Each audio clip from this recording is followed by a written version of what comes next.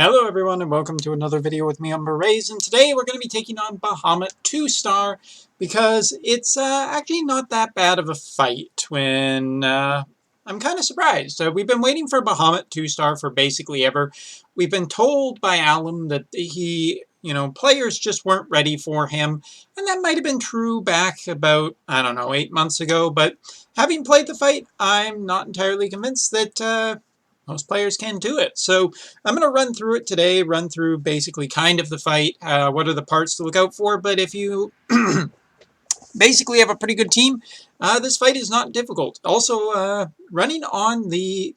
today I decided to just kind of basically make a brand new layout. This will be the global videos one for now, but I wanted to try it out, and what better way than on a new video. So let's talk about this this fight. So things you got to do, first of all, you got to beat it. You got to use less than 5 items. That gets you a 4-star ticket. You have to beat Bahamut with a limit burst, but the most difficult challenge by far is the last one, which is have no character die. This fight is particular. I mean, this would be achievable if you have just a massive amount of super TMRs that are all based around Spirit. But if you don't have it, then it can be really, really difficult. It can be easy to say survive one Terra Flare with enough damage mitigation, but if you're relying on a lot of mitigation that is on cooldown, you're probably not going to be ready for the next Terra Flare. So, I mean, this is a Dragon Killer Plus materia that you get from this fight, and it's definitely really good, but it's not necessary, so don't feel stressed if you can't get it for right now. Odin is the main summon you should be using on your damage dealer just because of the Dragon Killer. Make sure that your Odin is built properly. And in terms of who you can bring, basically any DPS is fine. I don't find this fight particularly taxing, provided that you are built properly. So it's definitely not impossible so long as you bring the following. So obviously your 2 damage dealers with Odin attached. Odin is just the best for this situation. Next up, I'm bringing a Warrior of Light. Now, my Warrior of Light, the most important thing on him, or that he will be able to do, is draw attacks from the enemy, as well as just make sure that he has some evasion on it. Means that you don't have to do much maintenance on your tank, and it's pretty darn easy to just survive your way through it. So yeah, so long as you have that ready, you're basically good on your physical provoke tank. Your magic tank, however, needs to be definitely built stronger. One of the big problems is that outside of your turns of Bahamut's Terra Flare, he will be using elemental magic against you, and that you need to protect against. Thunder is definitely one, I believe. I believe he also does ice, and it's wind or something. We'll definitely see in the fight, but this much elemental protection is basically what I ran in my fights, and with Warrior of Light's extra elemental buffs, I never ran into problems in the off turns. As a matter of fact, it was way too easy. So a good amount of elemental resistance goes a long way in this fight, and just about as much spirit and HP as you can stack on your character, because again, you're trying to survive Terra Flare, but without super big builds, I just don't think it's possible. Now, Orin is mainly running pod for, what mitigation we can get off of it. And other than that, the only other thing I am particularly running for Orin is just, extra defense, extra spirit, extra MP, which I think is all important. And the only status effect I've ran into problems with is just paralyze, and it's only been on him, and it's just not that big of a deal. So, as for your healer, just make sure that they have lots of MP, so MP is not a problem in the fight. The really only other thing that I really want to recommend here is that Lena is super great in this fight. She can, give elemental protection, but that's not really what I'm interested in this fight. Her triple cast white magic just means that you can always just be, more than covering. I think actually, so long as you can just heal fully with the big Cure spell, as well as providing some auto raise on your magic tank or your physical tank, you should be fine. If you don't have the dodge equipment, that's where I think triple white magic casting is important. Just keeping your physical tank alive too. And DPS be DPS. So let's go in, let's show off this fight, shall we?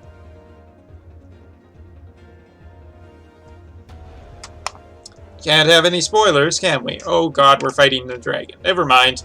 Not much in the way of spoilers that could happen anyway. So this fight is pretty relaxed for the most part. You may want to open with a couple of auto raises, specifically on your magic tank, because your magic tank's probably going to take a pretty big beating on the first turn. So let us also, because we want to show off Bahamut's stats so you guys can see what you're dealing with here. So Bahamut is running on approximately 240 million HP. Definitely enough that it makes him tanky. He also has 50% natural elemental resistance to all the elements, so on your attack you kind of need one of the big debuffers. 120% debuff is super nice here if you can run it, just because you have to fight 50% naturally and there isn't much you can do about it. So we're going to open up with just getting Rain ready, and we'll show how much damage Rain can do on his opening turn. I also will note that I do have Dragon Killer on my Dragon Killer materia on my Rain, just to boost the amount of damage that we can do.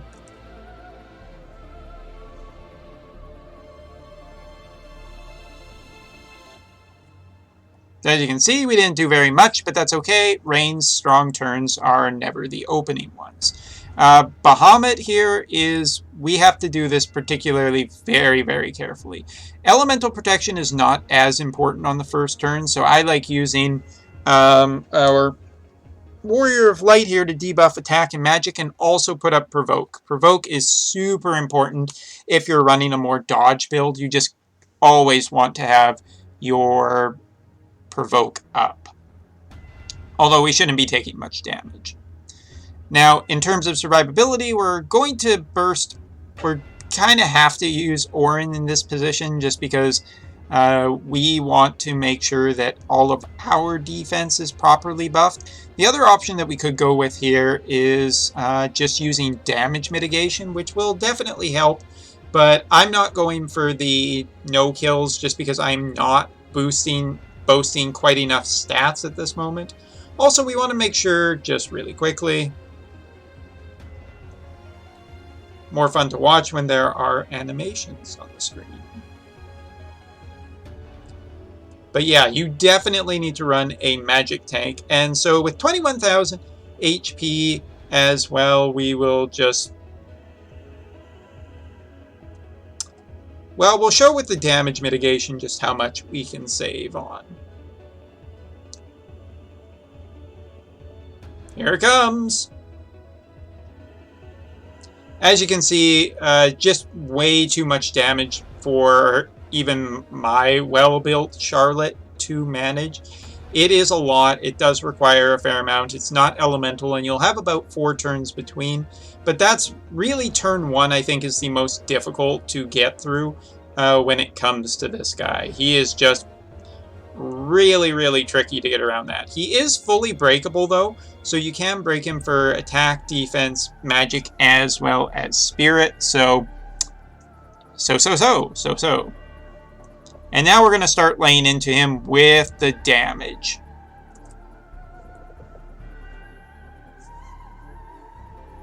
Basically using our Rain here to make sure that we get done. And after the fight, I will make sure to show Bahamut's stats, his build, and everything like that.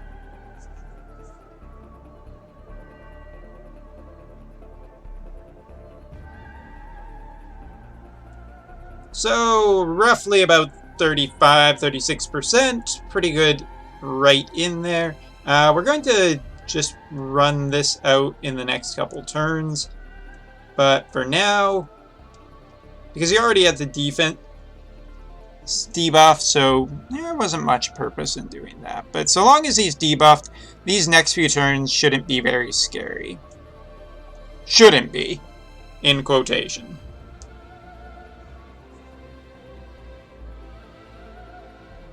So here's our Thunder. But as you can see, we're fully resistant to it. Meanwhile, Warrior of Light's going to be soaking up massive amount of damage. You can see the countdown there. So our goal is to try and get basically Charlotte here limit burst ready by the time Bahamut's ready to strike again. Definitely not the easiest thing in the world, but also not the most difficult. Meanwhile, our Rains are just going to be pushing as much damage as they possibly can in the meantime.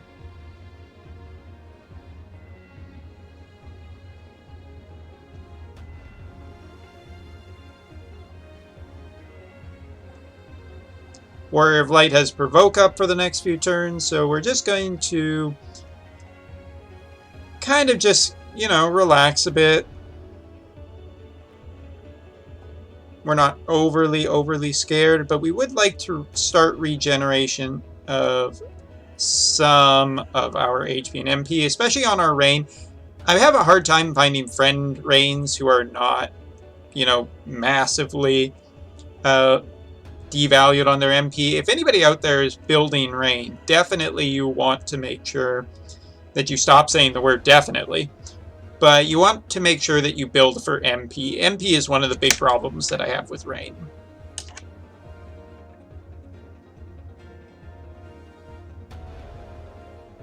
As you can see, we're resisting the elements quite nicely here. We only have one more turn on our fire debuff, so now we're just going to lay into him with a couple more limit bursts. This won't be particularly as damaging, but so long as we're pushing around 50%, we're on good pace to beat him pretty quickly. And your DPS can be as slow as you want. So long as you keep your defenses up and make sure that he is constantly, you know, debuffed in terms of attack, this fight isn't really that scary at all.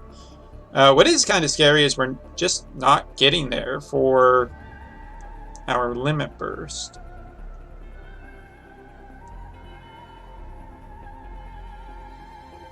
Well, we'll put some elemental resistance on.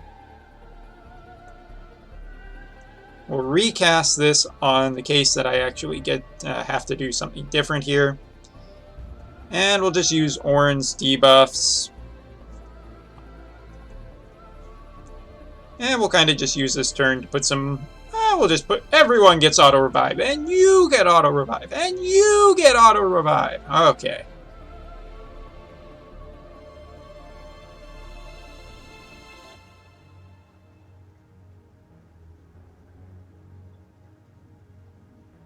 Okay, we took a little extra damage there, but nothing particularly worried. I mean, what's really scary is next turn, this is when he should Terra Flare.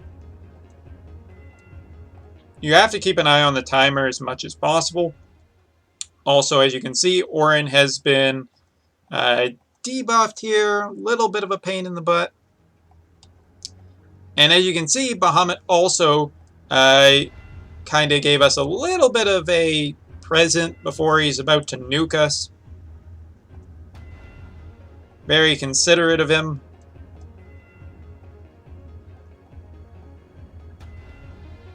So we're going to get our Rain's Limit Burst ready. We're going to heal up for some HP MP.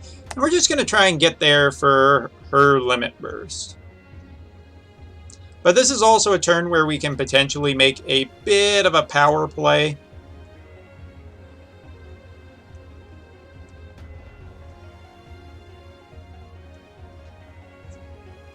So I want to definitely heal across there. And we're also going to use this, which gives us Orin back. And Orin is, well, Orin's going to full break and use his Limit Burst.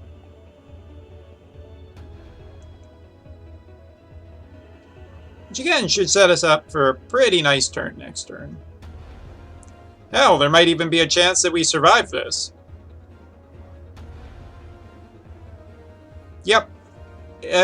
Charlotte's Limit Burst goes a long way to making her more survivable, but you're just not going to have it on turn 1.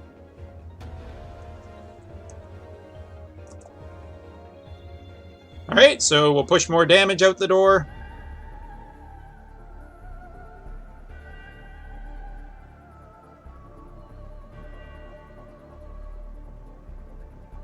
So now we just kind of go back into the cycle again. Bahamut is a very, like, cycle-based boss.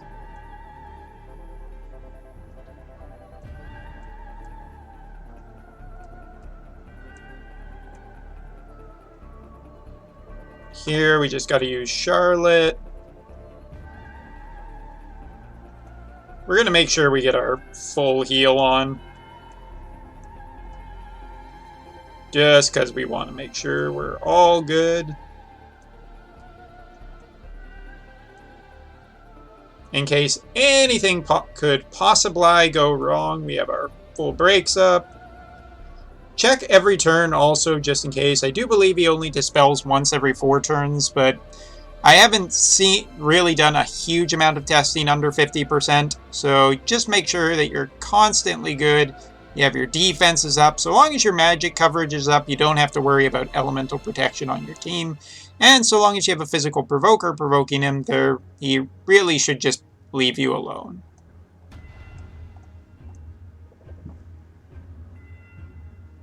Alright, should be in a nice spot. Oh, okay, we got a dispel going.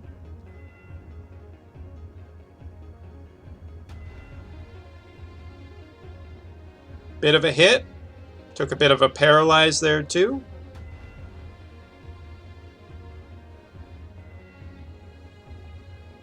And this is where we're just going to check and make sure what our tank looks like. Alright, pretty good. Unfortunately, that protection I have on Orin's just not really doing much for us.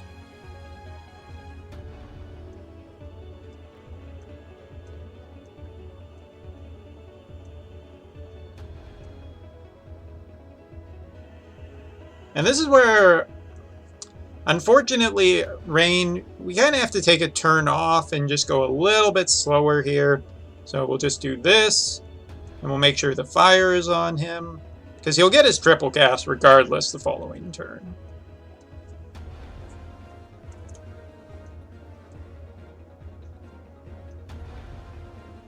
And I have to just keep an eye on the time, because I have to stream soon. Do that.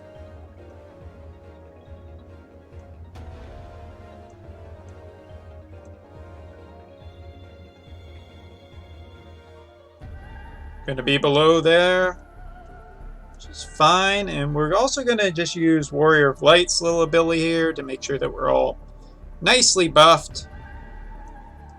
We also have Orin's ability here to buff the rest of our team. And since Charlotte has her protection up for multiple more turns, we're just going to defend. And here's the ice. Again, with enough elemental resistance, Bahamut doesn't debuff your elements, so it's a pretty fair fight in terms of a lot of the other fights that we've seen in this game. Gotta wait one more turn for that charge. Because we want to make sure that we kill him with the limit burst, so we're just going to slow down a little bit here. And as such, I'll just use basically my Rains for damage mitigation.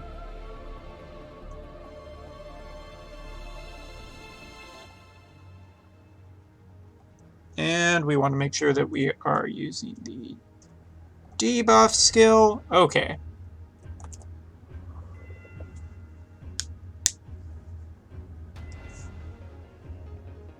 And I'll also give that second Rain just a little more attack because he's just a little behind on it. And I couldn't find a good track for this Bahamut fight. Like, I looked around and I was like, do I like this one? Do I like this one?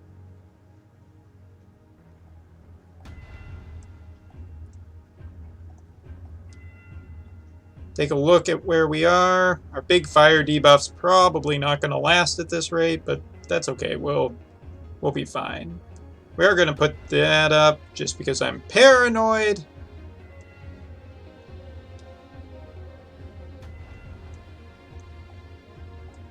And we'll run those two abilities. Oh, look at that nice fire tornado building across the screen.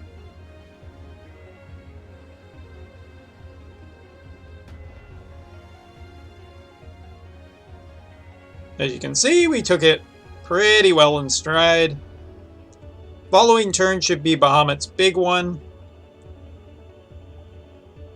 As you can see, we've lost a lot of our protection, but we're definitely running out Charlotte's protection here.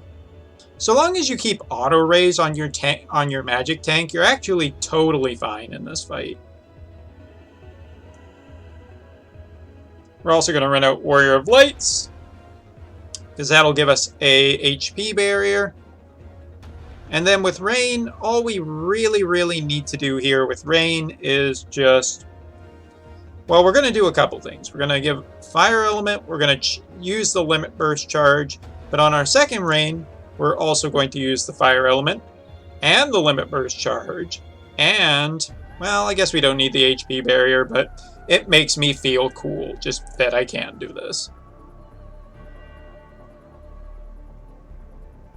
So we get a bit of a charge there. We will use some damage mitigation.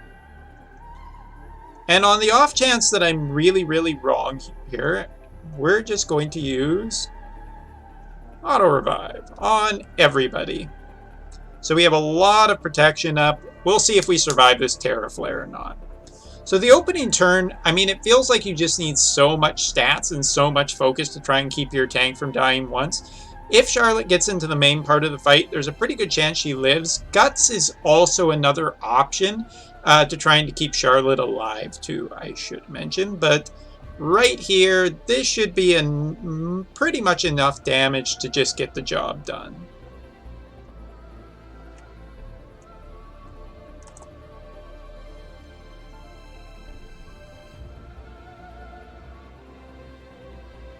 And so yeah, this fight is pretty damn manageable. Like, so long as you keep your magic tank up, Terra Flare with auto raise is perfectly survivable. And yeah, 240 million HP gone by turn 10. I've seen faster kills with Onion Knight. Onion Knight is probably I think the fastest I've seen with some of the other people in the JP community. Just really, I mean, obviously Rain just has weaker turns waiting for his Limit Burst to be recharged, since that's kind of the focus of him. But yeah, Bahamut 2-star is definitely not as difficult of a fight as I ever thought it was going to be. And just to go in here, because we want to take a look at him, these are his stats, but more importantly, these are fully built stats. Bahamut comes with a ton of killers for a lot of different things, such as everything from bug to machine. He both physical and magical killers. And if you fully have built him like I have, you can see that his stats are absolutely wonderful, fantastic for basically any character in the game. And you can just use him for basically any situation. Fully recommend Bahamut. And to close out, of course, the only other way that we could close out is taking a look at his summon animation, because it is just so damn cool. But first, let's go through number 1.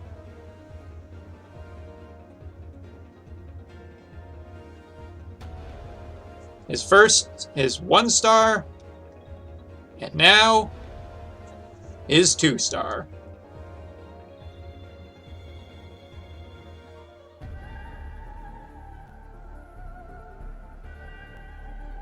So yeah, Bahamut 2-star, definitely still a bit of a challenging fight. He is a tanky boss, but it is beatable. So that's all for this video. Hope you enjoyed it, and I will see you in the next video next time. See ya.